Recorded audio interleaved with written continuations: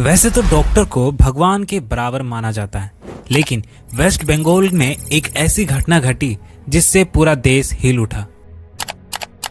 दरअसल यह घटना कोलकाता के आरजीकर हॉस्पिटल में घटी, जब एक फीमेल डॉक्टर हॉस्पिटल के सेमिनार हॉल में रेस्ट कर रही होती है। वहां उसके साथ ऐसी हैवानियत हुई जिसे शब्दों में एक्सप्लेन करना पॉसिबल नहीं है। खिलाते हुए रोते हुए मुझे वो लिपटती है और कहती है कि सब कुछ खत्म हो गया। 9 अगस्त की सुबह 9:30 बजे के बाद आखिर क्या हुआ, इसकी बात करते हैं। जब फीमेल डॉक्टर की बॉडी सेमिनार हॉल में मिली तब उसके शरीर से आधे कपड़े गायब थे, जो बॉडी के बगल में ही पड़े हुए मिले, और एक टूटा हुआ चश्मा। उसकी आंखों से निकलता खून चेहरे से लेकर प्राइवेट पार्ट तक की किसी भी अंग को नहीं छोड़ा गया था। उधर सेमिनार हॉल में पड़ी लाश की खबर अब तक पूरे अस्पताल में फैल चुकी थी। सभी doctors, junior doctors, trainee doctor और मेडिकल के स्टाफ्स भी सेमिनार हॉल में पहुंच चुके थे। जब ये बात कॉलेज के प्रिंसिपल संदीप घोष के पास पहुंची तो उसने ऐसी गिरी हुई हरकत की जिसे किसी ने सोचा नहीं था। मैंने अपनी पूरे कैरियर में इतना गंदा इंसान नहीं देखा। मतलब आरजीकर में जो भी काम होता था, पोस्टिंग हो, ट्रांसफर हो, हाउस स्टाफ चीफ हो, सब जगह वो पैसा खाते थे। सुबह के 11 बजे प्रिंसिपल ने असिस्टेंट से लेडी डॉक्टर के घर कॉल करवाया। पहली बार में पेरेंट्स से कहा गया कि आप हॉस्पिटल आ जाइए, आपकी बेटी की तबीयत खराब है, और इतना बताने के बाद ही कॉल कट हो जाता है। कुछ देर बाद ही फिर से कॉल आता है जिसमें पेरेंट्स से कहा जाता है कि आपकी बेटी ने सुसाइड कर लिया। जिसके बाद हॉस्पिटल पहुंचते ही फीमेल डॉक्टर के पेरेंट्स को 3 घंटे तक उसकी बेटी से मिलने नहीं दिया जाता। हमको 3 घंटा खड़े रखा। एक पेरेंट्स जिनकी बच्ची 31 इयर्स ओल्ड की ऐसी खत्म हो जाती है, उनको 3 घंटा खड़ा 3 घंटे बाद ठीक दोपहर 3 बजे पहली बार पेरेंट्स को उसकी बेटी की लाश दिखाई जाती है। फीमेल डॉक्टर की मां ने कहा उसके पूरे जिस्म पर सिर्फ एक टुकड़ा कपड़ा था, आंख और मुंह से खून निकल रहा था, हाथ भी टूटे हुए थे। डेड बॉडी को देखते ही उसकी मां ने डॉक्टर से कहा, ये सुसाइड नहीं, मर्डर है। मेरी बेटी का मर्डर हुआ है। और ये खबर आरजीकर हॉस्पिटल से निकलकर पूरे देश भर में आग की तरफ फैल गया।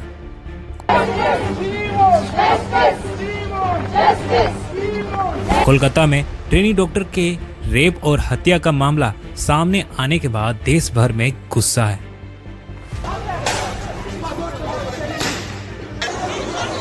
सभी रेजिडेंट डॉक्टर्स लगातार प्रोटेस्ट कर रहे हैं। इसी बीच गैर आपातकालीन सेवाएं बंद रखने की घोषणा की गई। सारे ओपीडी काम नहीं करेंगे और सर्जरी भी नहीं की जाएगी। और ये मामला यहीं नहीं रुकता।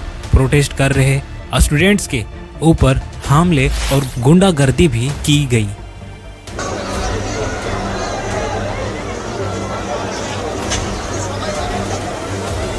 पुलिस ने सबसे पहले हॉस्पिटल के 3rd फ्लोर पर मौजूद सेमिनार हॉल के एंट्री और एग्जिट गेट के पास वाले सीसीटीवी कैमरे को खंगाला गया। लेकिन हैरान करने वाली बात यह है कि उस सेमिनार हॉल में कोई भी सीसीटीवी कैमरा नहीं था। लेकिन कुछ कैमरे ऐसे थे जो सेमिनार हॉल की तरफ जाने वाले रास्ते पर लगे थे। इन कैमरे में कई लोग 3rd फ्लोर पर सेमिनार हॉल की तरफ जाने वाले दिखे, जिससे पूछताछ की गई। कैमरे में कैद सभी लोग हॉस्पिटल के स्टाफ थे, लेकिन एक शख्स को छोड़कर जो बाहर वाला था वो था संजय रॉय। संजय रॉय कोलकाता पुलिस में एक सिविक वॉलंटियर का काम करता था। इस घटना के बाद संजय रॉय हॉस्पिटल के पास के एक पुलिस के बेकर में सोता मिला। जब संजय रॉय के मोबाइल से क्राइम सीन में मिले ब्लूटूथ नेक बैंड को कनेक्ट किया गया तो वह तुरंत कनेक्ट हो गया। कोलकाता पुलिस को पूरी तरह से यकीन हो गया कि संजय रॉय ही कातिल है और उसे वहीं गिरफ्तार कर लिया गया। कुछ लोग ये कह रहे हैं कि हॉस्पिटल इस मुद्दे को दबाना चाह रही है, क्योंकि केस के कुछ दिनों बाद ही सेमिनार हॉल के 20 मीटर दूर कंस्ट्रक्शन चालू करवा दिया गया ताकि एविडेंस को मिटाया जा सके। लेकिन मोस्ट ऑफ द क्राइम्स में उसके आसपास के एरियाज को सील कर दिया जाता है, लेकिन यहाँ ऐसा कुछ भी नहीं था। लेकिन कुछ सवाल ऐसे हैं जिनके जवाब अब भी जानने बाकी थे।